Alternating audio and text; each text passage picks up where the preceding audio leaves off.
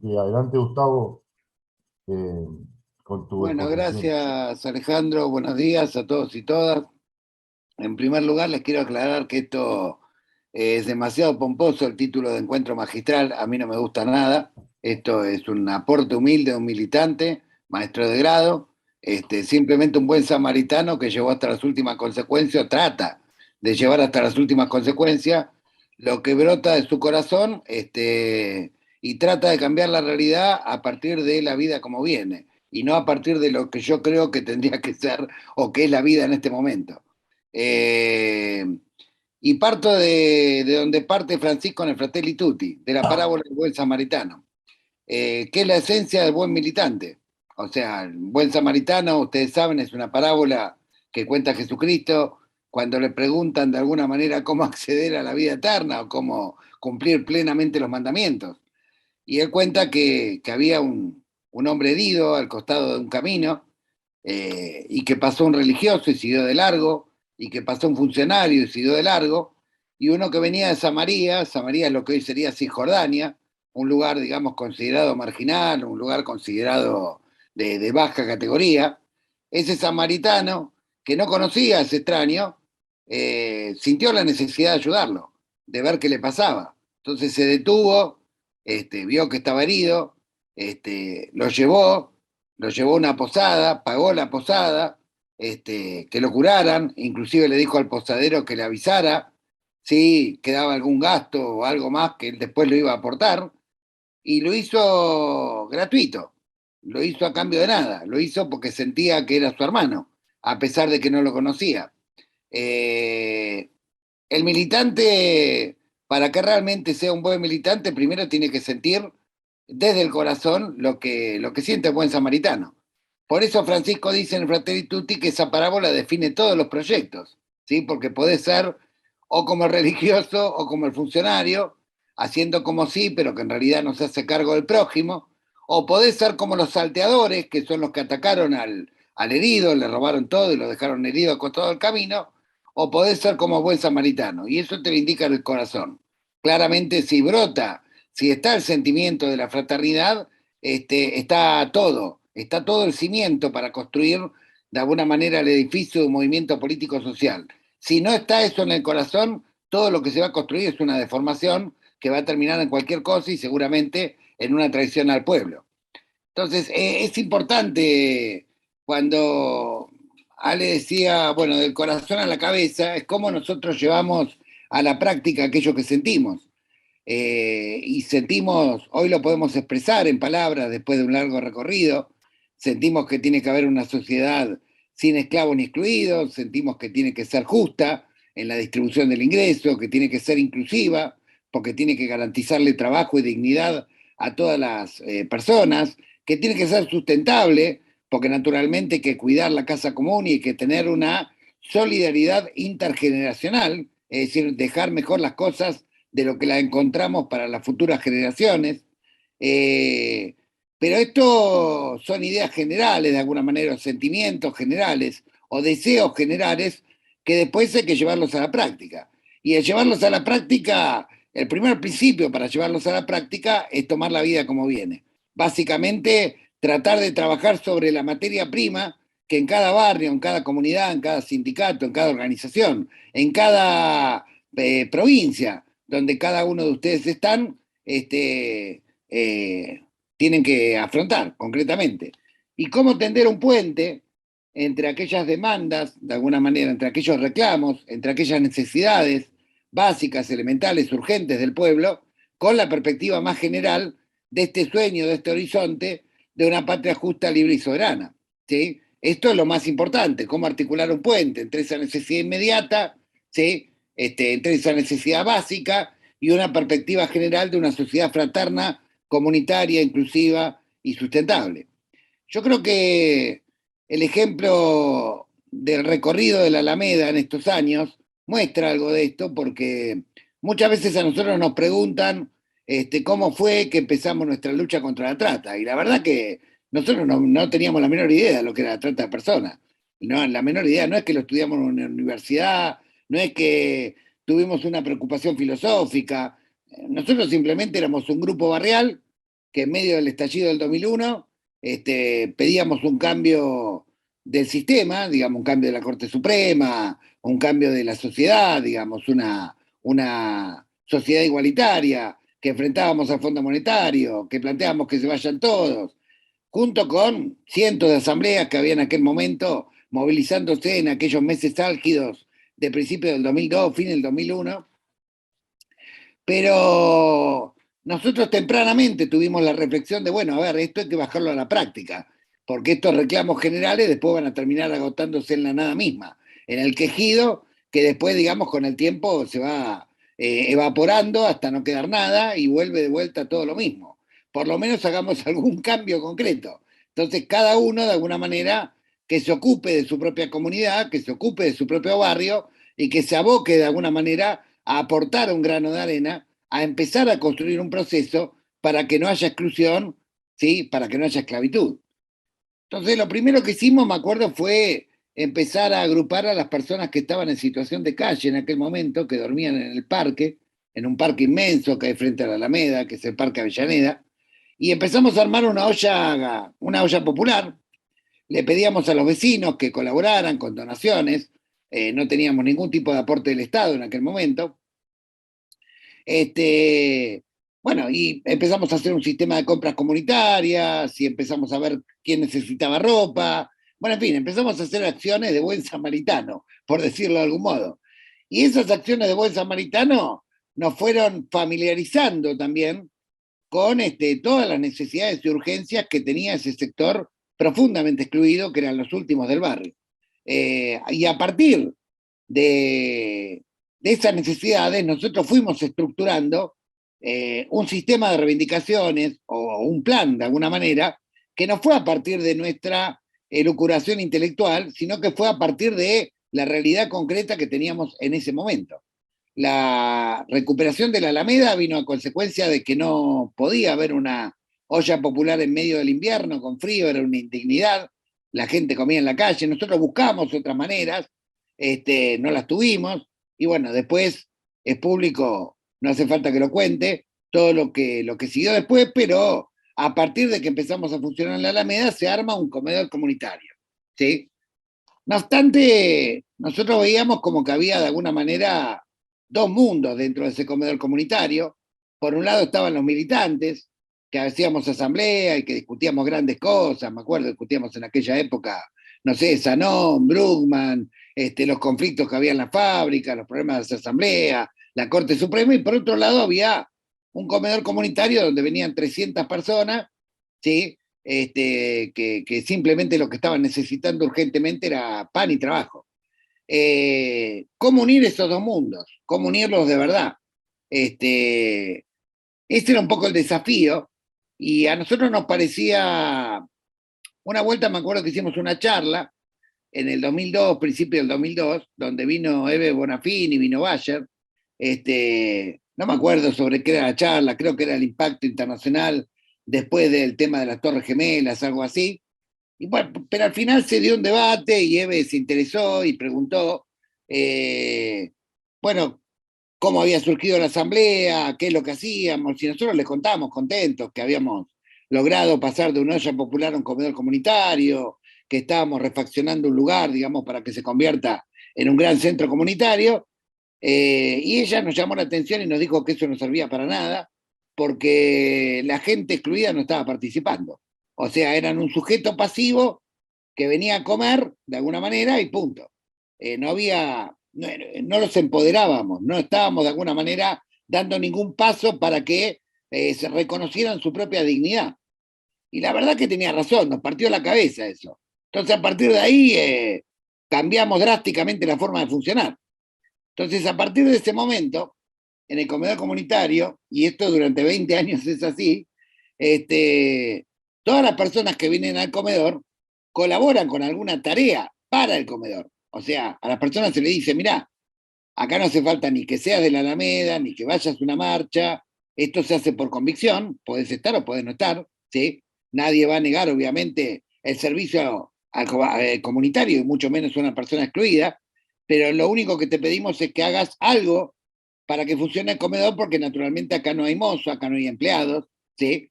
esto es de todos, y así como es de todos, no solamente te pedimos que hagas algo, sino que además te pedimos que en la rotación a veces te va a tocar controlar cuánta mercadería hay, cuánta comida hay disponible, que la comida en aquel momento era oro, de alguna manera. Entonces, ¿qué pasa? Los que venían al comedor, cuando se les pedía una tarea, por ahí al principio eran medio reacios, pero cuando vieron que también podían participar de la administración de los recursos que había, ahí cambió la historia, porque dijeron, bueno, me está abriendo la casa y me está dejando la llave. O sea, me está diciendo, esto también es de ustedes.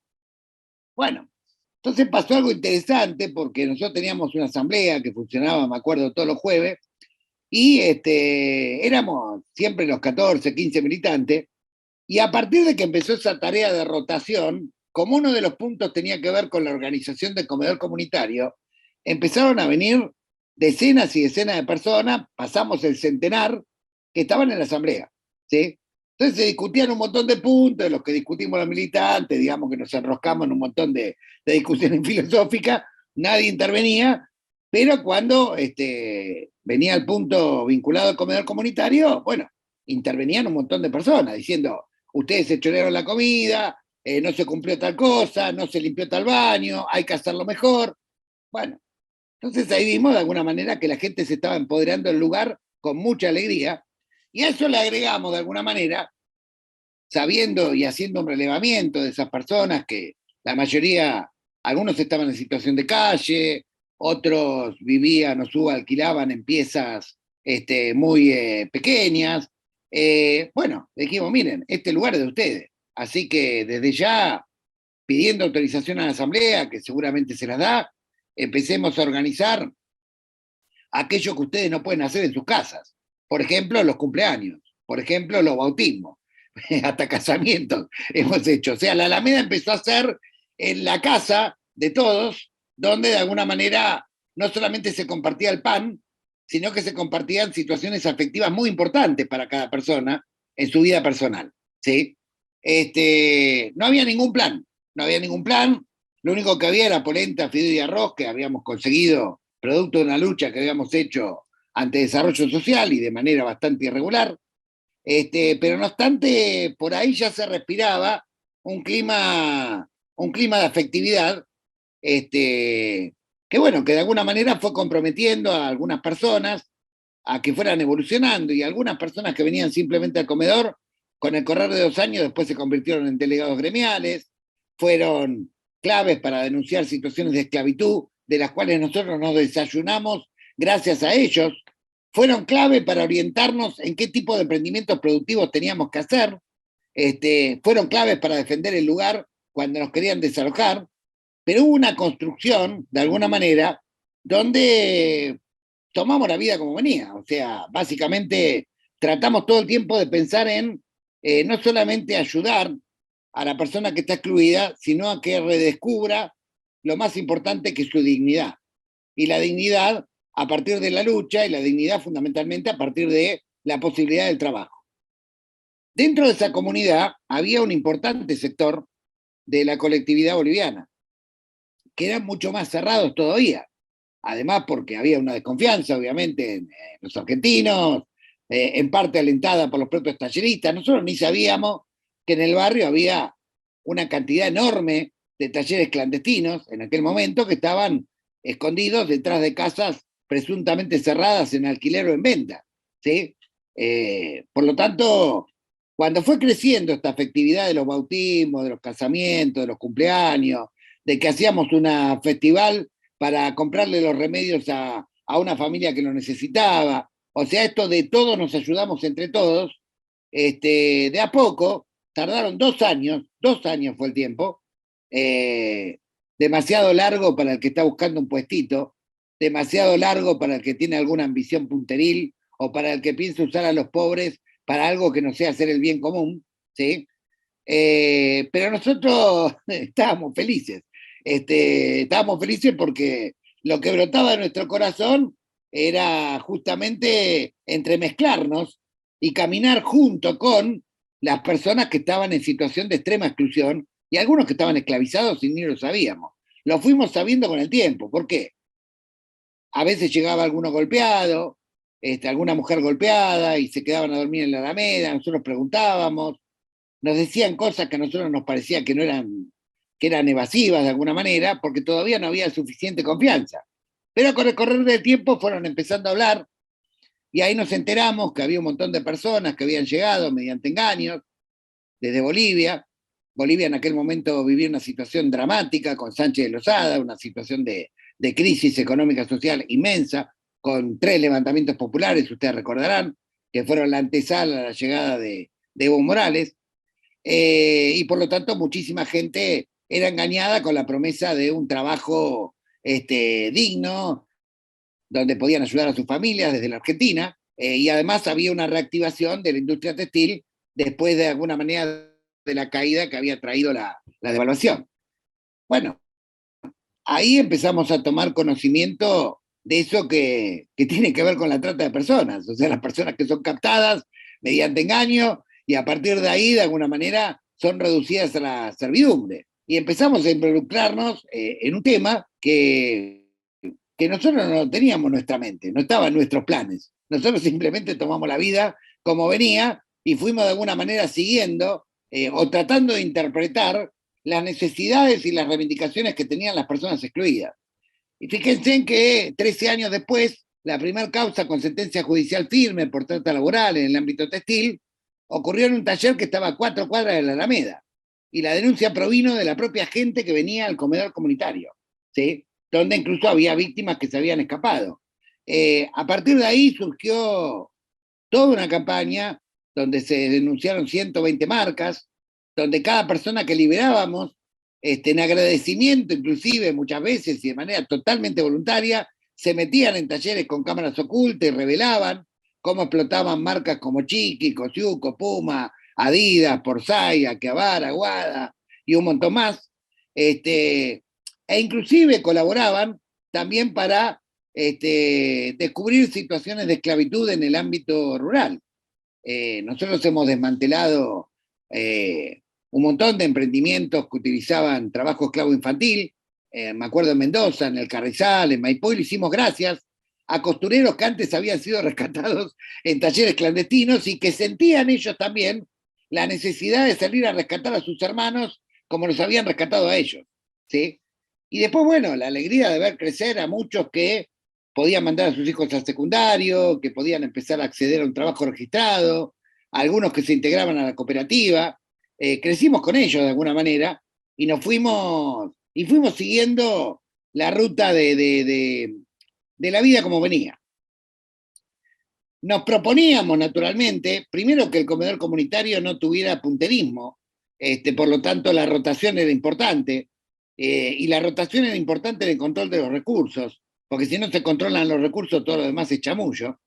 Pero otra cosa que era muy importante y que está en el centro del modelo nacional de Juan Domingo Perón, de conducción política, y también está en el centro de el Laudato Si, el Fratelli Tutti, es una cuestión elemental. No se puede construir una organización si no se tiene corazón de buen samaritano, ni tampoco se puede construir una organización sustentable si no se predica con el ejemplo. Es decir, si los máximos dirigentes de esa organización, los máximos referentes, tienen un doble discurso, o no hacen lo que dicen, o se enriquecen o se benefician de alguna manera de todo el movimiento, naturalmente esto va desmoralizando o va generando cierto cretinismo al interior de la organización que después lo vuelve insustentable en el tiempo. Una de las claves por las cuales la Alameda ha sobrevivido 20 años, que no es poco, 2 décadas de un montón de situaciones en las cuales nosotros no hemos recibido fondos de cooperación internacional. Piensen que la Alameda tuvo más de casi 12 años sin recibir absolutamente ningún plan. O sea, en el momento del festival de planes que había al principio, con Hermanos a la Obra, etcétera, nosotros no recibíamos nada de nada. Estábamos un poco como Corea del Norte porque no alineábamos de alguna manera incondicionalmente como quería el gobierno de turno, y entonces bueno, nos castigaban, y nos castigaban, nos perseguían, nos querían desalojar. Recuerdo que cuando nosotros estábamos tramitando la expropiación del lugar, y vino la primera orden de desalojo muy violenta en junio del 2004, yo creo que la justicia y el gobierno estaban convencidos que era un trámite, que nos desalojaban en 10 minutos. No contaban con que iban a aparecer 300 personas defendiendo el lugar durante 4 horas consecutivas. Porque decían, estos tipos no tienen planes, no tienen recursos, no reparten plata, o sea, comparten de alguna manera la poca pobreza que tienen. El día del desalojo habían puesto punteros, me acuerdo, el gobierno de la ciudad, en las esquinas para tratar de alejar a aquellos miembros del centro comunitario que vinieran a defender el lugar y ofrecerles planes que nunca habían tenido, digamos, en el centro comunitario, pero la gente iba igual, y la gente fue presa, y le pegaron, y resistió, y no nos pudieron terminar de desalojar nunca, y se volvió a recuperar el lugar, y se expropió, y se vetó, y se volvió a expropiar, y esto tenía que ver con qué, con el amor. Esto tenía que ver con el amor que tenía esa comunidad a ese lugar. ¿El amor por qué? Bueno, ahí me liberaron de la esclavitud, ahí bauticé a mi hija, ahí hice el cumpleaños, ahí el día que me pegaron me curaron las heridas y dormí en la Alameda. Ahí pasaba, de alguna manera, esa era mi casa.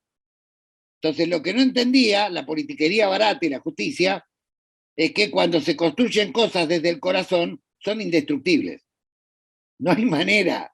Y eso que nosotros nos metimos con peces muy gordos después a lo largo del tiempo, pero, pero siempre la clave fue de alguna manera nunca perder ese espíritu de buen samaritano y siempre apostar al proceso, de alguna manera, de la propia agenda de los últimos, ¿sí?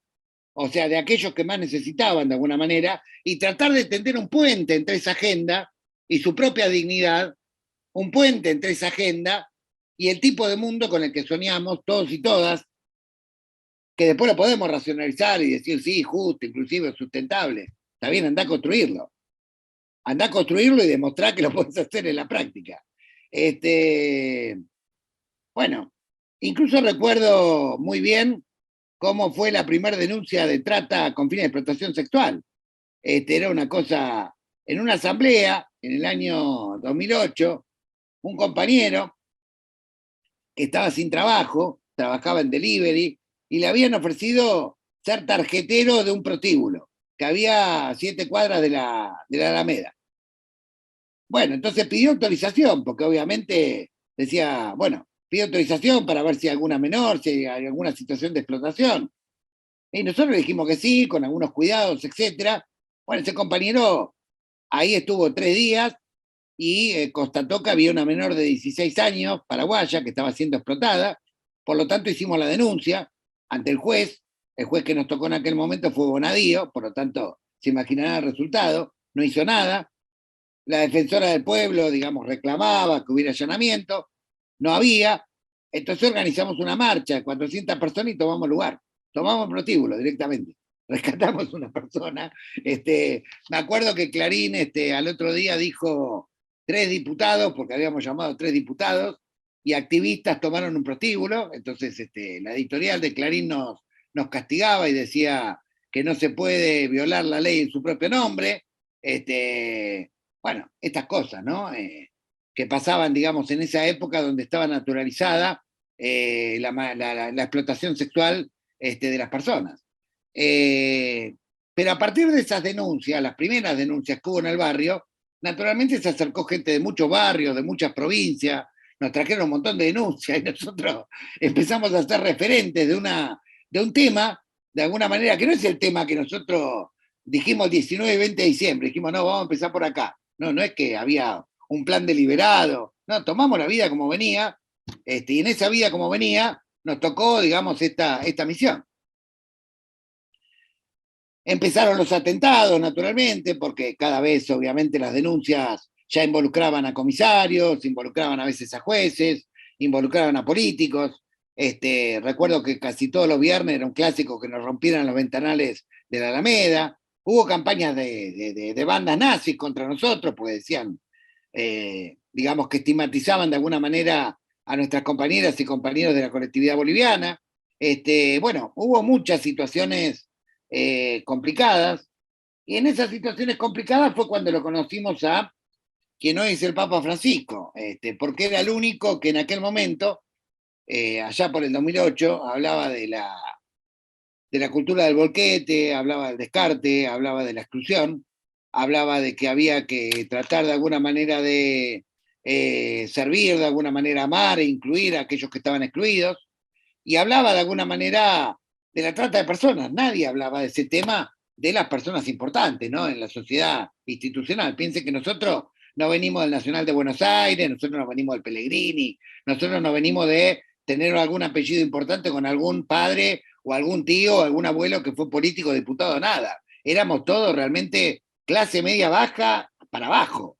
No teníamos absolutamente un peso. Y no tenemos absolutamente un peso y estamos muy orgullosos de eso porque estamos demostrando que podemos cambiar por lo menos partes de la realidad, y que no es verdad que para cambiar la realidad tenés que tener un montón de plata, que tenés que tener un montón de contactos, que tenés que tener un montón de influencia. Todo esto es una total mentira.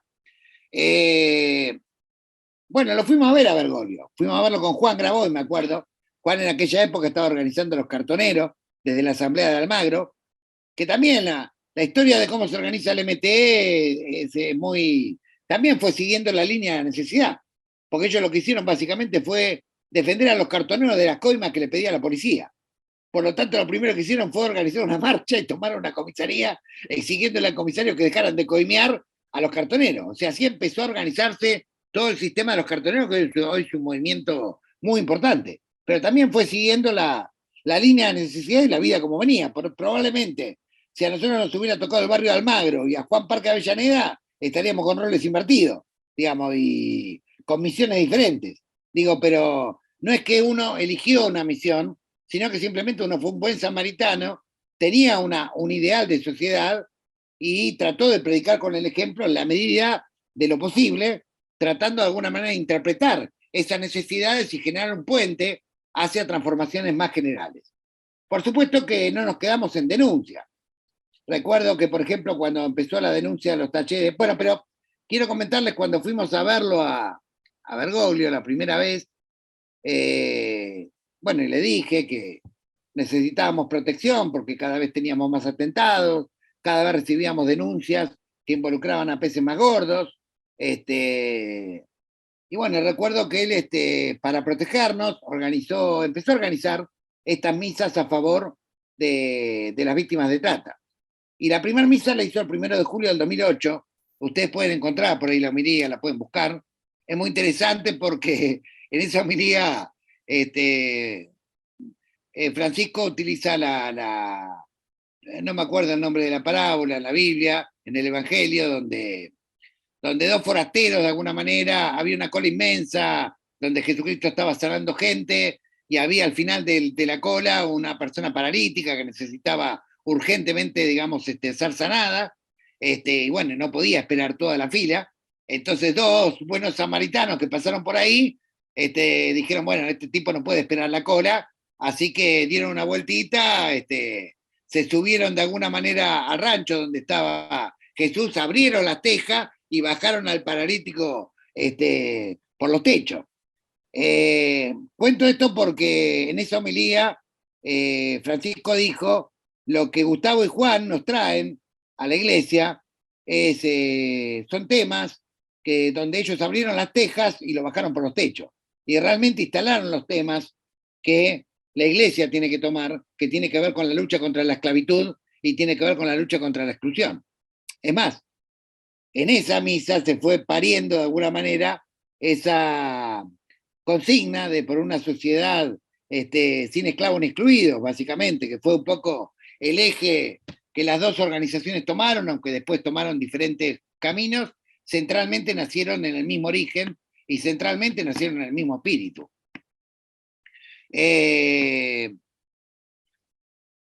Esto también se convirtió en organización.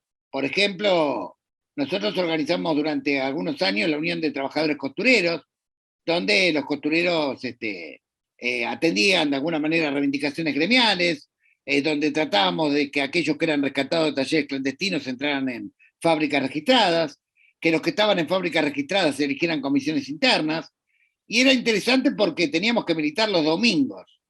Y ustedes me dirán, ¿por qué los domingos? Y bueno, porque era el único día que las personas que estaban esclavizadas le dejaban ir al parque un rato. Por lo tanto, el único momento que podíamos tener contacto con las personas que estaban esclavizadas eran los domingos, ¿sí? Esto después me sirvió para enseñarle una experiencia a una agrupación que trabajaba en Hong Kong contra el trabajo esclavo de las Filipinas, ¿sí? El trabajo esclavo en el ámbito doméstico, donde la central sindical quería encontrar la vuelta a cómo pelear para que tuvieran 8 horas de trabajo, porque estaban todo el día encerradas, digamos, trabajando dentro de las casas particulares. Y bueno, yo ahí les sugerí que fueran los domingos a las plazas, que seguro que las iban a encontrar. Y tal cual, fueron el domingo y encontraron, y ahí empezaron a tomar un montón de reivindicaciones, porque, digamos, había cosas muy parecidas en las formas en que se esclavizaba, en la trata laboral, ¿no? De alguna manera, en diferentes partes del mundo. Eh, Obviamente, la protección de Francisco fue muy, muy importante para que nosotros pudiéramos avanzar mucho más, desmantelar la división de trata de la federal, empujar para que saliera la primera ley de lucha contra la trata en el 2008, pero lo más importante es reformar la ley en el 2012, y todo esto lo hicimos desde la sociedad civil, de abajo hacia arriba. O sea, todo eso logramos incidir sin tener un cargo en aquel momento y sin tener una gran estructura, simplemente tratando de trabajar en red con todos aquellos y aquellas que buscaban de alguna manera la liberación de las personas que estaban excluidas.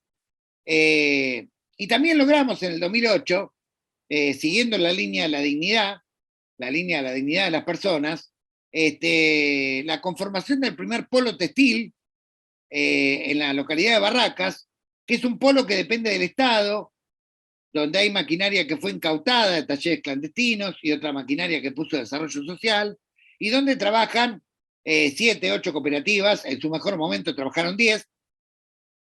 Ahora, ¿cómo se crea este polo textil? Es muy interesante, porque, y acá empezaron de alguna manera los matices entre los samaritanos, pero la Alameda Néstor siempre tuvo una posición firme. Yo recuerdo que el juez federal Torres hace un allanamiento en un taller de esclavo que habíamos denunciado nosotros y descubre una situación de esclavitud brutal, rescata a las personas, pero dice, bueno, estas personas no las podemos dejar en la calle. Y encuentra un parque de maquinaria realmente millonario en aquel momento, eran bordadoras computarizadas, muy sofisticadas, muy caras en aquel momento en Argentina. Entonces nos manda una nota pidiéndole a la Alameda que se haga cargo de las bordadoras computarizadas, ¿sí? Que eran un parque de maquinaria, recuerdo, de 3 millones de dólares de aquel momento, ¿sí? Para que tengan idea, que se hagan cargo del parque de maquinarias para que organicen de manera cooperativa a las personas que habían salido de esa situación de esclavitud. Y nosotros le respondimos que nosotros lo íbamos a ayudar para que se formaran cooperativas que salían de la esclavitud, pero que de ninguna manera podíamos aceptar las máquinas, porque no era ético que la organización que denuncia se quedara con la máquina, porque obviamente la visión que iba a tener la sociedad de nosotros es que lo que estábamos buscando era una especie de provecho económico, que lo que tenía que hacer el juez era pedirle al gobierno de la ciudad, en aquel momento estaba el gobierno de Tellerman, y pedirle al INTI que formen un polo textil, que lo administre el INTI, para que funcionen las cooperativas. ¿Sí? Una cosa donde nosotros partíamos del siguiente criterio, ya lo teníamos por experiencia. El criterio era que tenía que haber un predio del Estado, que las máquinas tenían que ir al predio del Estado, que tenían que ser administradas por el INTI. ¿Por qué por el INTI? Porque había que crear una cultura de trabajo, incluso en términos de cooperativa. Quien dice que esto no es verdad, está mintiendo. O sea, las personas que vienen de la exclusión no tienen una cultura de cooperativa per se, ¿sí? Si esto queda librado a su propia suerte, se explotan unos a otros y termina siendo la ley del más fuerte, o la ley del puntero, o la ley del que consigue los recursos. Entonces tenía que haber un árbitro, para nosotros el mejor árbitro en aquel momento era el INTI. ¿Para qué? Para que les enseñara a los compañeros a dividirse inteligentemente las tareas, discutir científicamente el precio con los proveedores, trabajar 8 horas y que la productividad esté dentro de 8 horas y no de 16 o 17 como estaban acostumbrados en talleres clandestinos, llevó mucho tiempo. E incluso con esto hubo discrepancias con otras organizaciones que decían, no, el Estado no tiene que intervenir, y que después generaron polos que terminaron disolviéndose, porque obviamente se explotaban unos a otros y terminó en cualquiera. El polo textil sigue existiendo al día de hoy. Ya cumple 14 años, es el mejor ejemplo, digamos, de inserción en el trabajo registrado de personas, digamos, que han salido de la esclavitud, pero fíjense qué criterio, con una mano en el corazón. ¿Cuántas organizaciones que le ofrecen un parque de maquinaria de 3 millones de dólares lo rechazan y dicen, no, eso no es lo que nosotros estamos buscando? Nosotros estamos buscando la dignidad de los trabajadores. Por supuesto, después, naturalmente, el INTI nos invitó a formar parte del INTI. Hoy tenemos un compañero en el INTI que es delegado, que forma parte de la lucha del polo. Ahí fueron a parar también algunas marcas que habían quebrado, que los trabajadores recuperaron las maquinarias. Pero eso fue también un ejemplo concreto de cómo nosotros, digamos, enfocábamos la cuestión de la dignidad. Y siempre muy vinculados al movimiento obrero, siempre, siempre, desde el principio, desde el día uno. No solamente a las fábricas recuperadas, también a todos los gremios de alguna manera con los que podíamos articular. Por una cuestión elemental, primero porque veníamos de ahí, veníamos de ese palo, éramos todos trabajadores y veníamos varios con prácticas sindicales, pero lo fundamental de todo es porque el sector social que mejor comprende lo que es la dignidad del ser humano y que más puede luchar por la dignidad del ser humano es el movimiento obrero.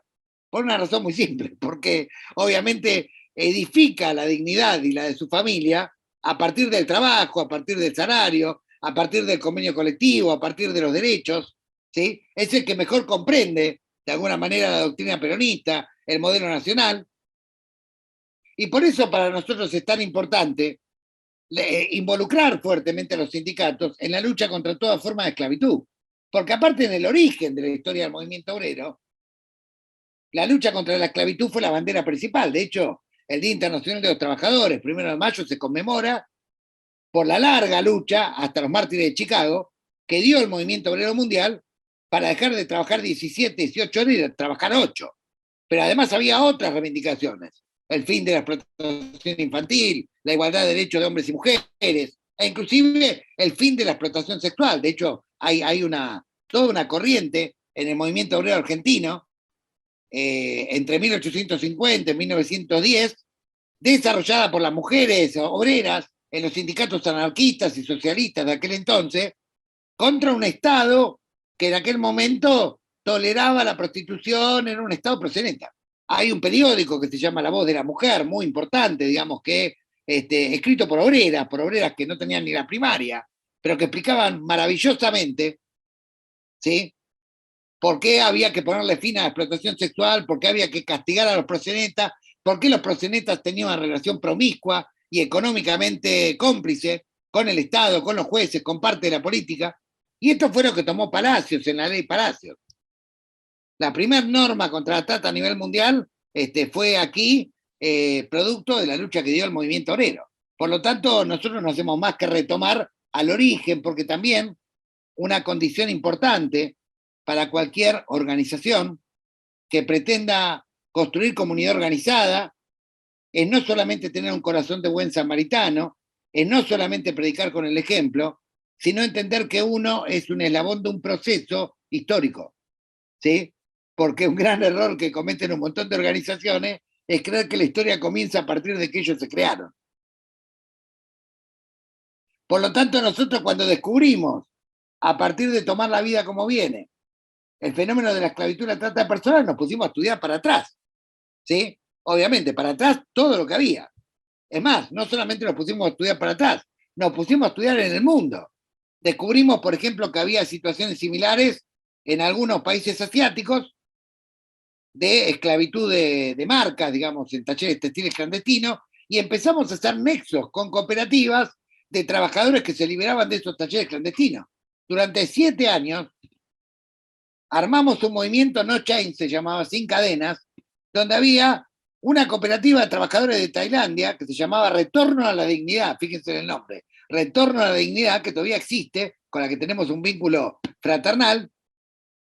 Existía otra en Filipinas que se llamaba Defender el Trabajo, había otra en Indonesia, había otra en Hong Kong, y entre los 5 armamos de alguna manera una línea, digamos, de producción de remeras libre de trabajo esclavo, que incluso tuvo mucha repercusión en la campaña Ropa Limpia, salió en muchos medios de comunicación. El propio Bergoglio vino cuando se hizo el lanzamiento simultáneo en Tailandia y en Argentina, aquel 4 de junio, digamos, del 2010, en la Alameda. Entonces, fíjense en todas las cosas que fueron surgiendo a partir de algo tan simple como vincularse con los excluidos de corazón, de verdad, con la escucha. Viendo qué pasa, cómo se puede, tratando de entender el problema.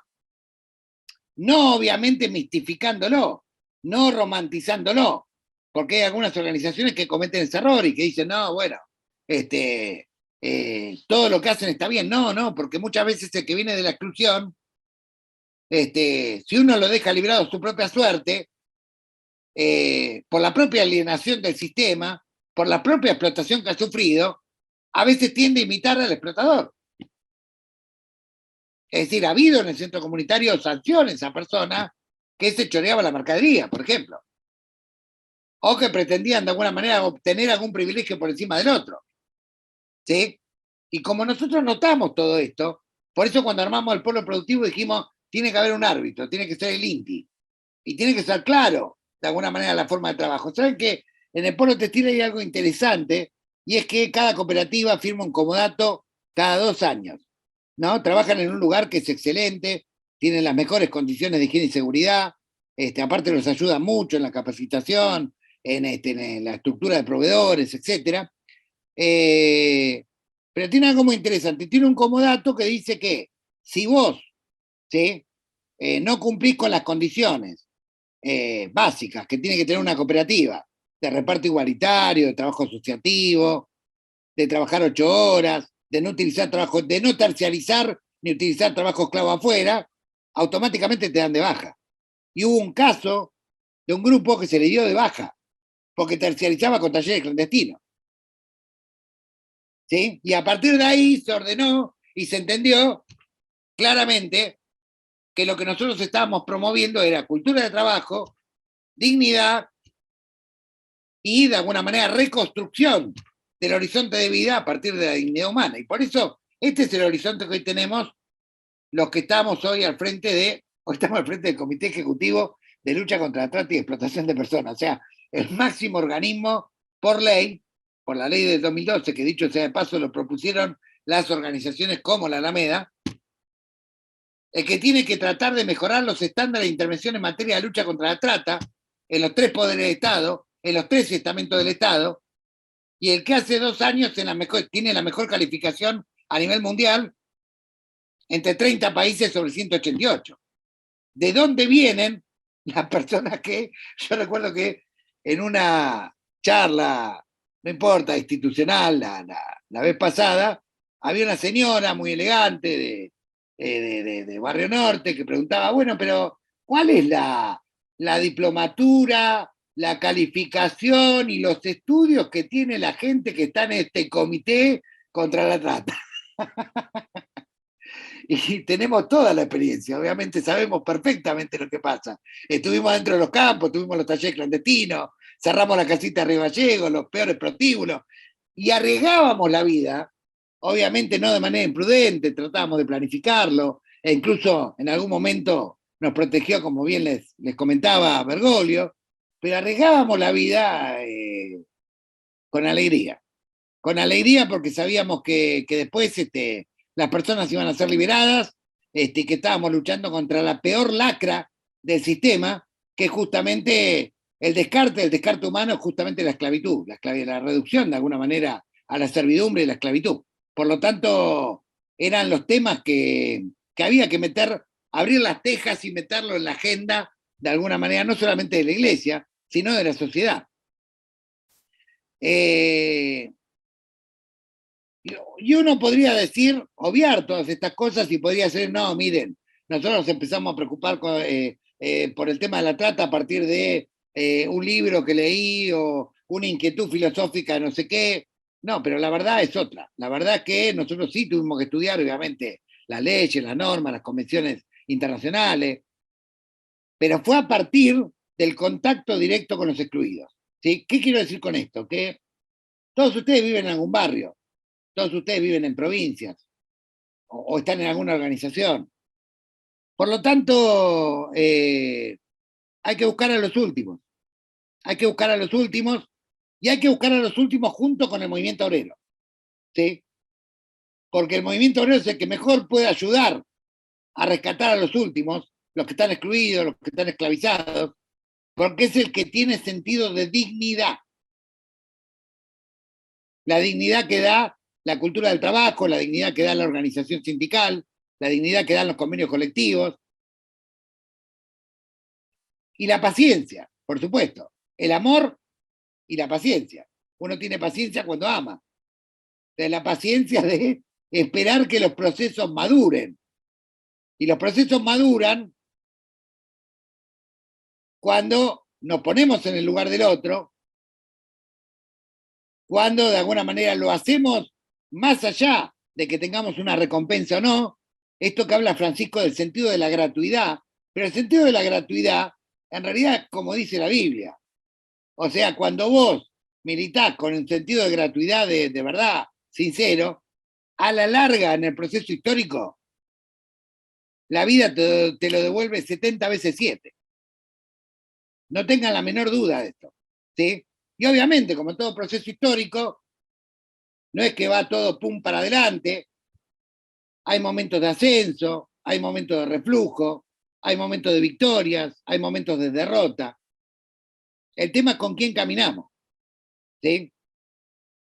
Y por eso caminar con los últimos, caminar junto al movimiento obrero, caminar junto a la lucha permanente por la dignidad, esto es lo más importante porque aparte nos permite ser felices en el mismo proceso de lucha por una sociedad mejor.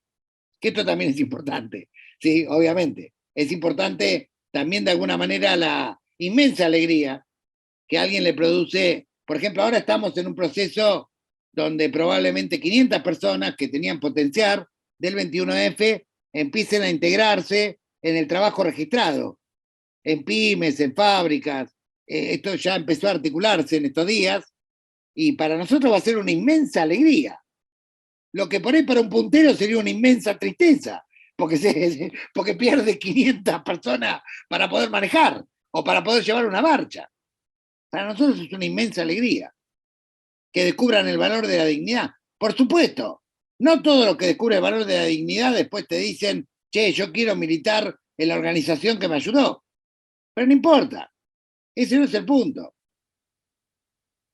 El punto es que de alguna manera el proceso continúa, mucha gente sí, de alguna manera reconoce a través del tiempo, a través de distintas etapas. El trabajo comunitario reconoce el sentido de la fraternidad, porque como decía Perón, o sea, racionalmente podemos reconocer la desigualdad, pero solamente con el corazón podemos fundar la fraternidad. Y la verdad, yo no quiero entrar en un montón de disquisiciones, porque la verdad que los que me antecedieron, que realmente sí dieron encuentros magistrales, explicaron muy bien el sentido del modelo, del Laudato, Fratelli Tutti. Simplemente yo les quiero decir aquello que Francisco aprecia mucho de la Alameda, y es que siempre fue fiel a servir al pueblo, a predicar con el ejemplo y a tomar la vida como viene.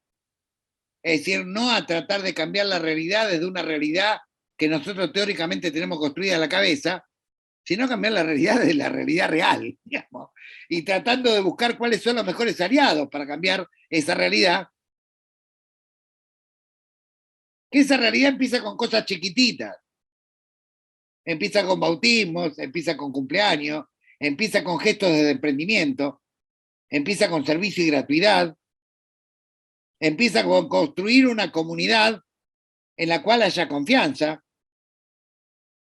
para trabajar en un horizonte común. Si nosotros tenemos la ventaja, el privilegio de poder entender que el mundo peligrosamente marcha a la autodestrucción por toda la cuestión del cambio climático que aquí muy bien ya Esteban Cervata ha desarrollado, por el consumismo desenfrenado, el paradigma tecnocrático, un sistema que cada vez concentra más la riqueza y excluye más personas.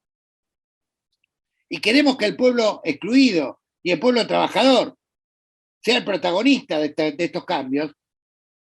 porque es el único que está interesado en cambiar, obviamente, materialmente la situación. Tenemos que tener la paciencia enorme de poder construir comunidad, porque lo primero es comunidad, lo primero es confianza, y a partir de la comunidad, a partir de la confianza, a partir del ejemplo, ahí te empiezan a escuchar. Ahí realmente tu palabra tiene importancia. Y ahí de repente, por ahí es importante, yo recuerdo, por ejemplo, los compañeros y compañeras de comedor comunitario que se integraban a la asamblea, que al principio discutían el tema de bueno, el tema del comedor, de cómo funcionaba, de que alcanzara para todos, etcétera, o el tema de los medicamentos para una compañera, o algún bautismo o cumpleaños, pero después se empezaron a involucrar en situaciones de esclavitud. Y después se ofrecían y decían, yo me meto en tal campo, voy con una cámara oculta, y yo me meto en tal taller clandestino, y todo lo que hizo la Alameda fue gracias a la potencia de aquellas personas que venían de una situación de esclavitud o de exclusión, que recuperaron el sentido de su dignidad, la felicidad de recuperar el sentido de la dignidad y el sentimiento de ir a rescatar a otros hermanos que están en la misma situación. Y después, algunos dirán, bueno, pero no se quedaron todos todo el tiempo. No, obvio, pero ese no es el punto. El punto no es que nosotros, el punto es que trabajemos en red, el punto es que generemos sentimientos de fraternidad, y el punto de alguna manera es que una pequeña organización que no tenía padrinos, que no tenía apellidos, que no venía de grandes escuelas y grandes máster, ¿sí? Está haciendo muchísimo en el mundo. En el mundo está haciendo muchísimo. Hicimos una red, ayudamos a construir una red con 9 países latinoamericanos, desde el comité, desde la Alameda con países asiáticos. Estuvimos en contacto con la campaña Ropa Limpia en Europa. La Alameda es reconocida en un montón de lugares del mundo. Bueno, obviamente el Papa Francisco alentó mucho esto desde la Academia Pontificia.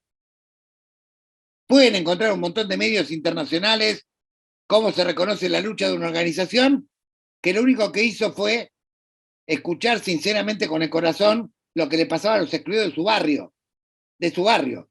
Y a partir de su barrio empezó a incidir en un montón de cuestiones importantísimas, ¿sí? Y en no mucho tiempo, porque 20 años es muy poco tiempo, históricamente hablando.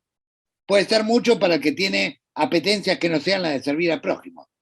Pero para los que queremos servir al prójimo y vivir, y somos felices sirviendo a los demás, no es tanto tiempo, históricamente hablando, ¿sí? Porque de alguna manera hoy estamos multiplicados en 20 provincias, con comunidades que se van construyendo a partir de el bien común, la solidaridad, el afecto. Y sí, por supuesto, hay un montón de cuestiones estratégicas que aquí las hemos discutido, pero toda la clave es cuál es el puente para ir desde la situación actual hacia la perspectiva estratégica más general. ¿Qué es lo que permite dar una lucha persistente, continuada, ¿sí? Y son de alguna manera los lazos de fraternidad. Por ejemplo, el otro día un compañero me decía, che, bueno, el otro día en la marcha del 21F había poquita gente. Está bien, vinieron los que tienen convicción. Y no vamos a nunca quebrantar esa regla. Que vengan los que tienen convicción, lleve el tiempo que lleve. Porque lo demás es un castillo de naipes, que se derrumba en 2 minutos. ¿Sí? La clave por la cual la Alameda existe es porque 300 vecinos, excluidos, la mayoría pobres, vinieron a pelearse con la policía para defender su casa y no cobraban ni un plan los tipos.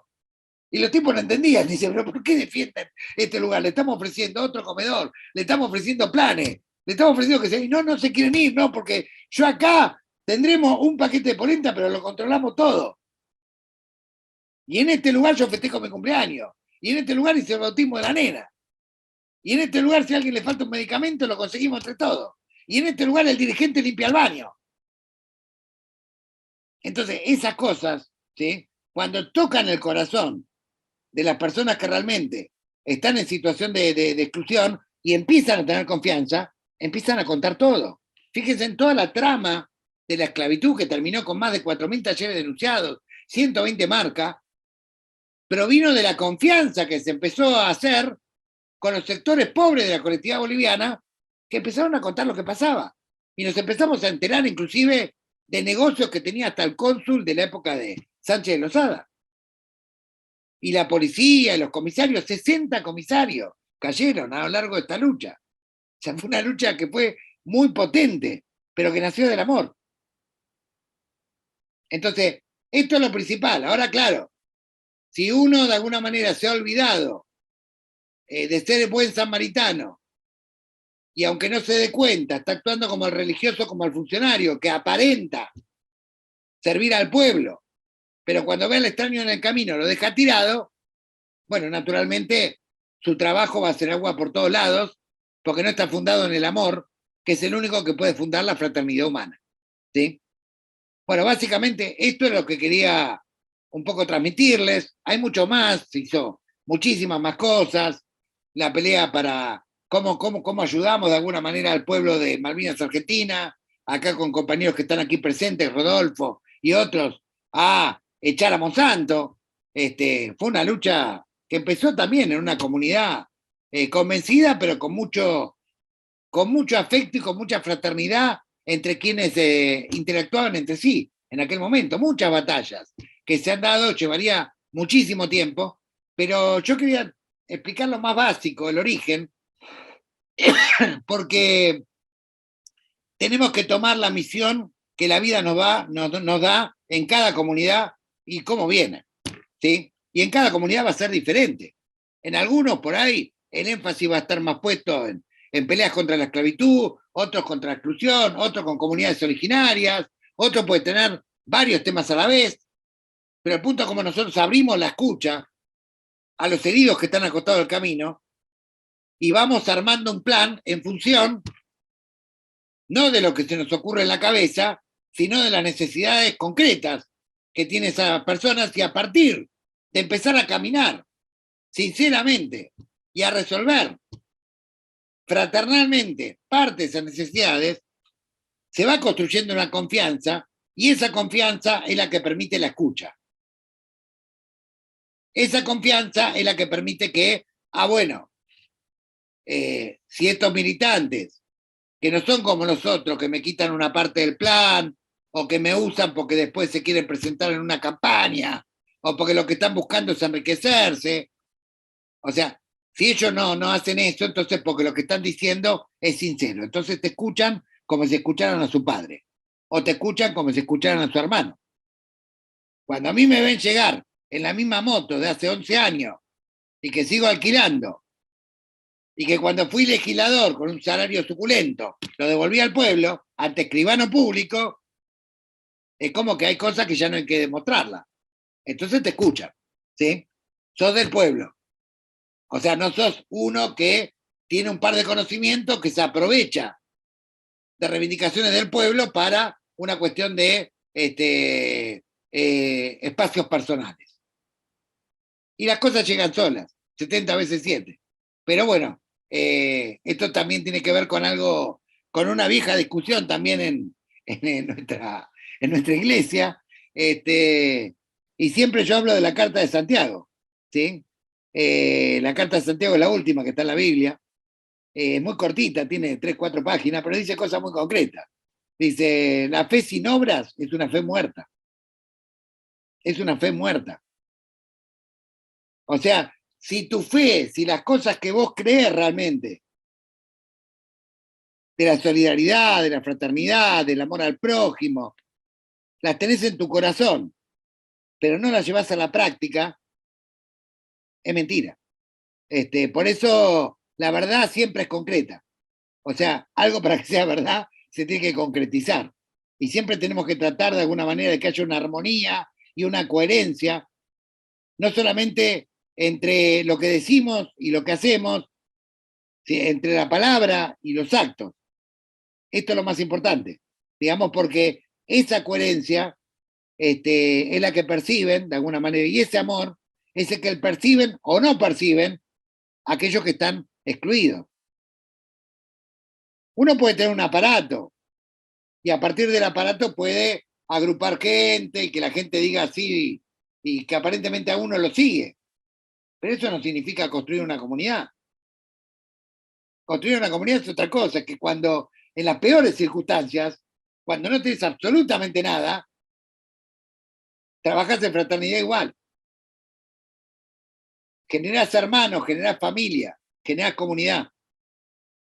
Y este es el proceso que tenemos que hacer porque aparte es el que es sustentable a lo largo del tiempo, es el que va a permitir a la Argentina, digamos, poder de alguna manera ser nuevamente una comunidad organizada, porque aparte tiene movimiento obrero organizado.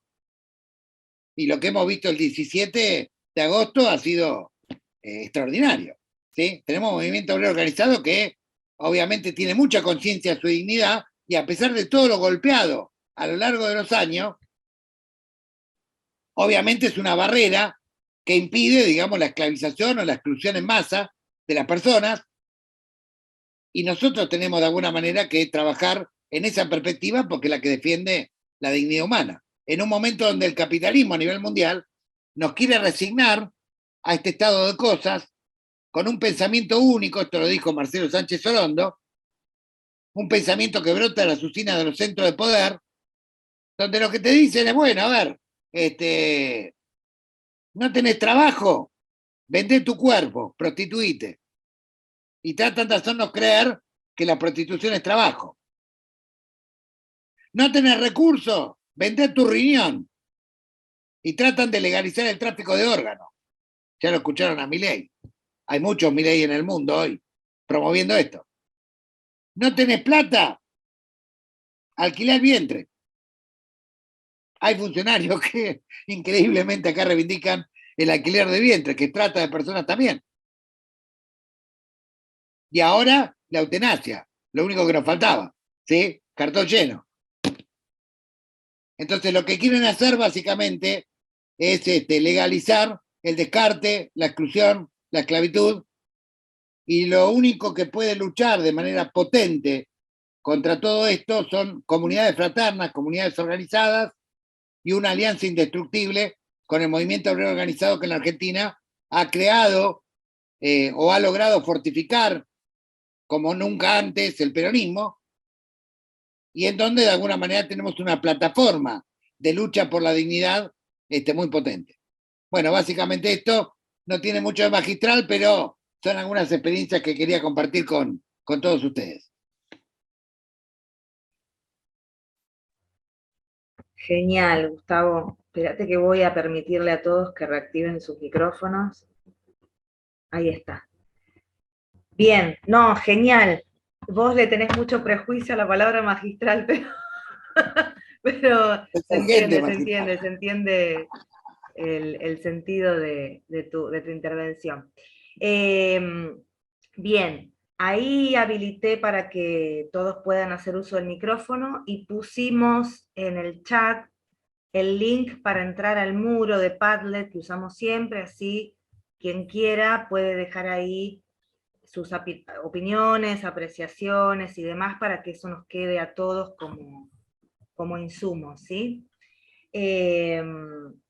Bueno, obviamente agradeciéndole nuevamente a Gustavo, que realmente estuvo muy buena la intervención y creo que con ejemplos concretos, que parecen pequeños pero son grandes y profundos, creo que dejó muchos elementos para que nos ayude a todos a mejorar esto de cómo pasamos, ¿no? a la acción, ¿no? Elisandro, querías hacer una pregunta, ¿pusiste ahí?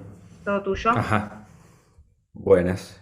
Bueno, no, en principio, gracias Gustavo por la exposición porque es muy interesante, digamos, escucharte en tu experiencia, digamos.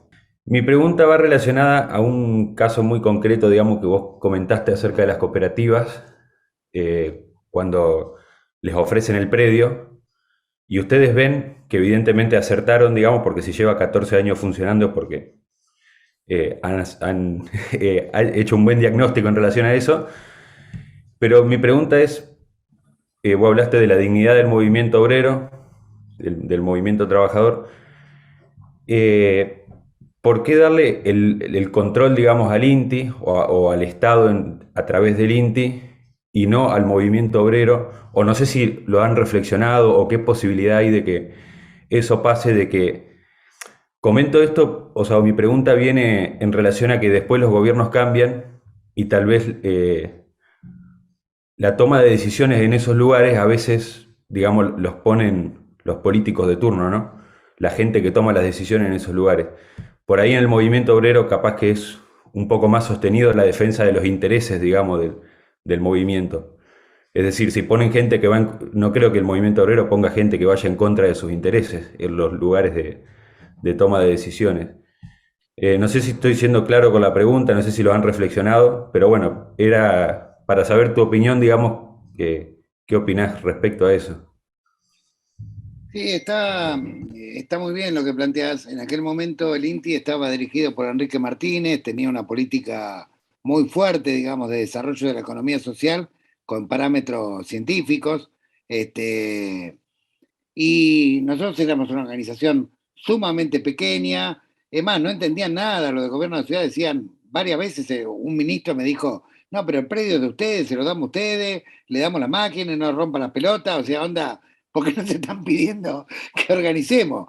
Porque, por una cuestión básica, a ver, por supuesto que el movimiento obrero lo puede hacer, de hecho lo está haciendo, porque después cuando cambió el gobierno, intentaron vaciar el polo textil, echaron a un montón de compañeros del INTI, vos recordarás, los tuvieron que reincorporar después y hoy de hecho está dirigido por el INTI, pero en realidad por la comisión interna del INTI, o sea, finalmente por el movimiento obrero. A lo que voy concretamente es que ellos podían de alguna manera hacer una trazabilidad más científica de los precios para discutir con los proveedores, podían articular de alguna manera, bueno, tenían un peso importante y eran los únicos que en aquel momento estaban comprometidos en la lucha contra la esclavitud en el ámbito textil.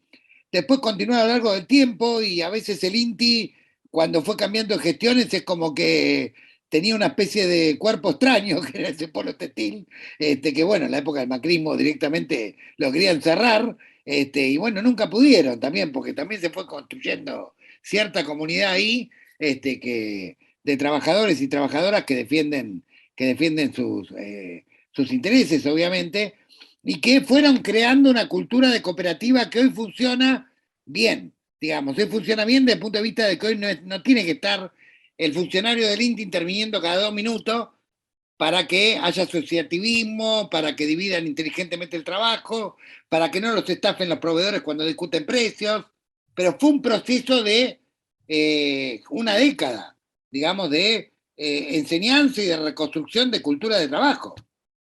¿Se entiende? O sea, esto es muy importante porque las personas que vienen de situaciones de extrema, a ver, vos recordarás el plan Manos a la Obra, que salió en el año 2004, que tenía una buena idea, la idea era, en lugar de planes vamos a repartir máquinas para que la gente trabaje. Claro, ahora, si vos entregas máquinas, pero no hay una estructura de comercialización, no tenés una proveedores, tenés que insertarte en el mercado desde la nada, ¿en qué termina eso? En que la máquina se la termina apropiando el puntero o la ley de más fuerte, o la terminan vendiendo, que es lo que ocurrió en el 90% de los casos. Es más, fábricas recuperadas. Vos tuviste 500 fábricas recuperadas del 2002 a la fecha, recuerdo. De esas debe quedar menos de la mitad, mucho menos de la mitad, muchísimo menos. Y muchas han caído porque en realidad los que recuperaban la fábrica eran los de producción, pero se iban los de ventas, se iban los que de alguna manera armaban toda la estructura con el mercado, no podían suplir esos roles, no sabían cómo suplirlos, nadie los ayudaba. Entonces, a ver, es un error pensar que la cultura cooperativa es inferior a la cultura del trabajo registrado. La cultura cooperativa es superior al trabajo registrado porque requiere de niveles de fraternidad y de solidaridad muy compactos, ¿sí? Lo que pasa es que acá se usa la figura de cooperativa porque era más sencilla, la que se encontró para dar de alguna manera formas de organización en la economía social. ¿Correcto? También las patronales muchas veces usan las cooperativas como herramienta de fraude laboral, por ejemplo. ¿Se entiende? Porque es muy fácil de alguna manera armar una cooperativa y los controles por parte del INAE no siempre fueron efectivos y eficaces. Pero quiero decir, a ver, no es una cosa simple. armar un polo productivo entre personas que vienen de una situación de exclusión. Tiene que haber, por supuesto que los sindicatos son los que están mejor preparados para poder hacerlo, y de hecho han hecho propuestas. Por ejemplo, el Sindicato de Camioneros de Rosario propuso armar escuelas de oficio, cooperativas, etcétera. El Sindicato de Sanidad ahora, por ejemplo, puso la escuela de enfermería a disposición para que se capaciten personas que han salido de situaciones de trata, para que adquieran un oficio, se incorporen al mundo laboral. Por supuesto que los sindicatos lo pueden hacer y lo pueden hacer bien, no me cabe la menor duda. Y ahora que tenemos un vínculo desde el año, podríamos decir, 2012, 2013, que empezamos a trabajar las campañas nacionales contra el trabajo esclavo con la CGT, naturalmente, hoy si se repitiera la misma situación, me parece que los sindicatos serían obviamente lo más apropiado para defender de alguna manera esos polos productivos en construcción de procesos de dignidad de trabajo, ¿no? Gracias. Estaba también desde Córdoba el compañero Raúl Cortés anotado. Hola, sí, ¿se escucha? Sí, bueno, buenos días a todos. Quería agradecerles. Estuve tomando notas, voy a tratar de ser breve. Primero, con lo que decía Tomás hace un rato, esa pregunta que se hacía de por qué los católicos no están todos alineados atrás del Papa. Y yo pensé que ahí automáticamente se me ocurrió, y creo que es porque falta la doctrina, no nos apoyamos en la doctrina. Y el otro día en un video hablaban sobre la diferencia entre doctrina y ideología. O sea, si nos paráramos en la doctrina y lo que es, como el mismo Tomás decía, la doctrina social de la Iglesia, no podríamos estar en otra dirección, sino ahí debajo del lineamiento del Papa.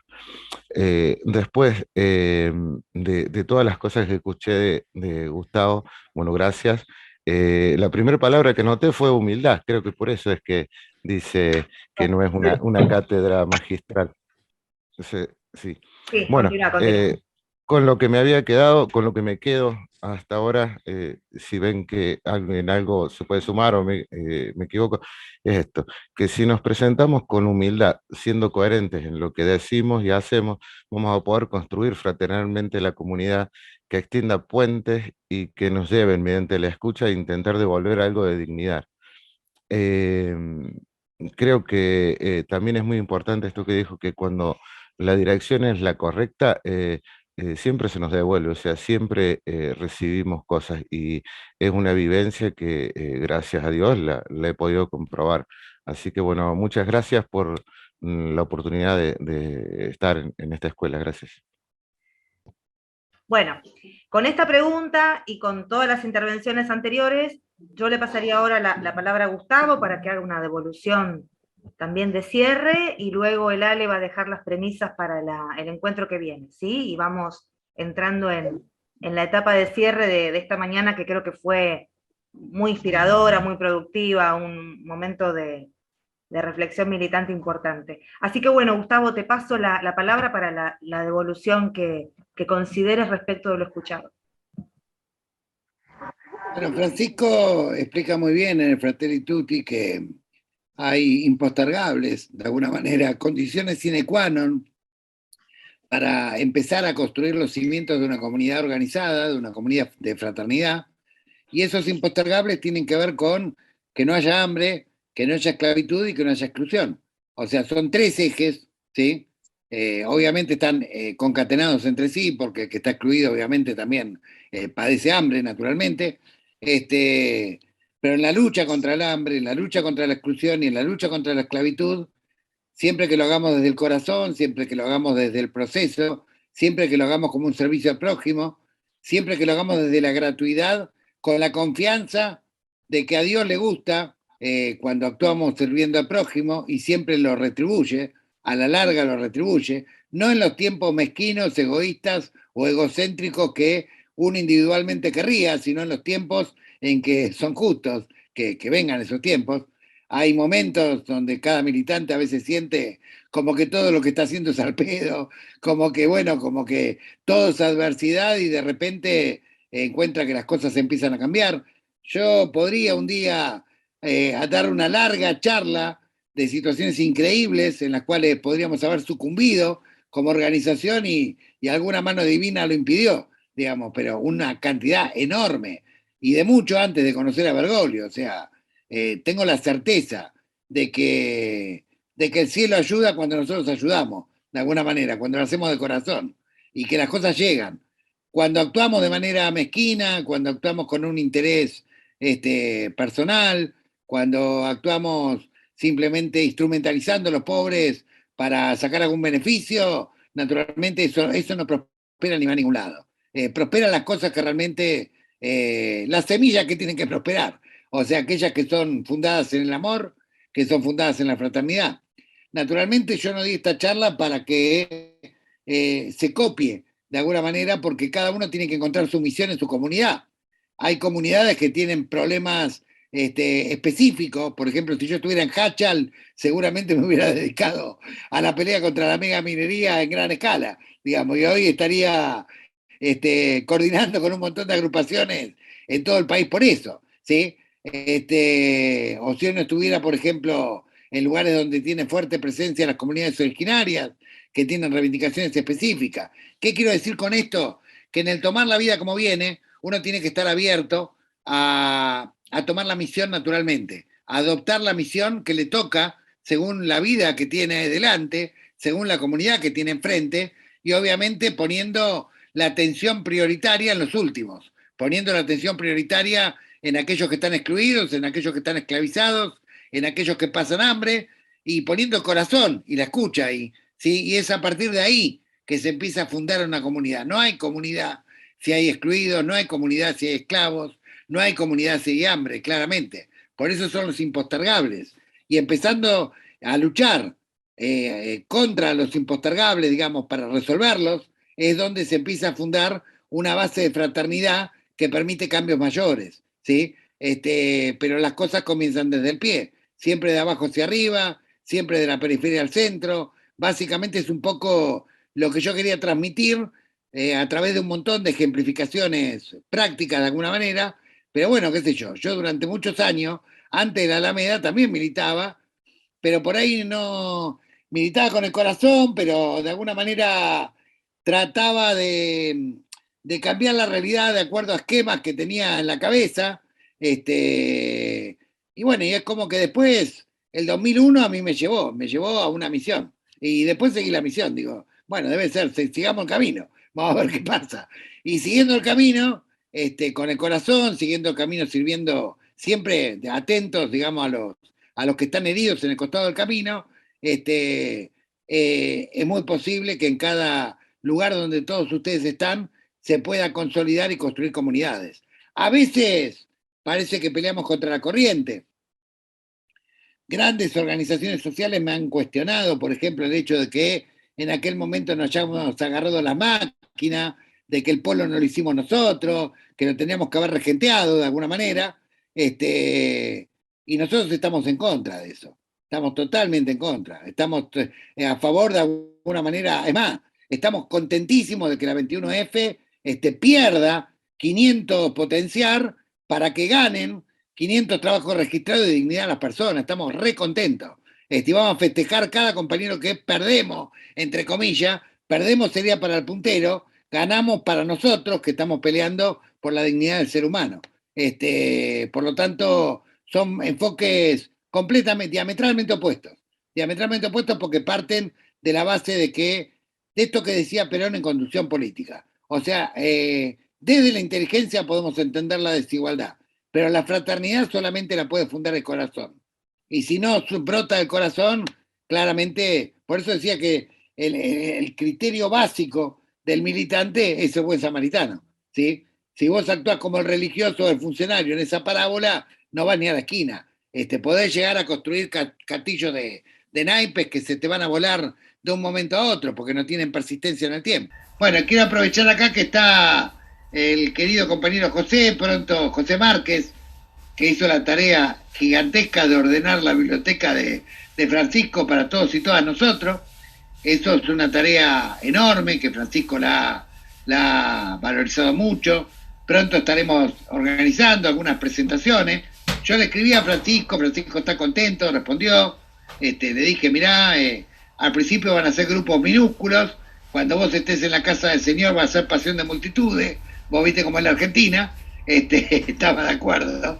Obviamente él sabe de alguna manera que por ahí ni José ni yo lo veamos, pero esto va a ser. Francisco va a ser pasión de multitudes en la Argentina, no me cabe duda, y el aporte extraordinario de haber ordenado todo lo que dijo Francisco temáticamente, no lo que dicen que dijo, sino lo que dijo efectivamente, creo que es un aporte que Francisco lo ha valorado mucho y que nosotros vamos a apoyar de Ushuaia a La Quiaca en todos los pueblos y pueblitos, y ahora estaremos sembrando la semilla de la cual estaremos seguros que va a fructificar con el tiempo, entendiendo siempre que los procesos son mucho más ricos que los espacios.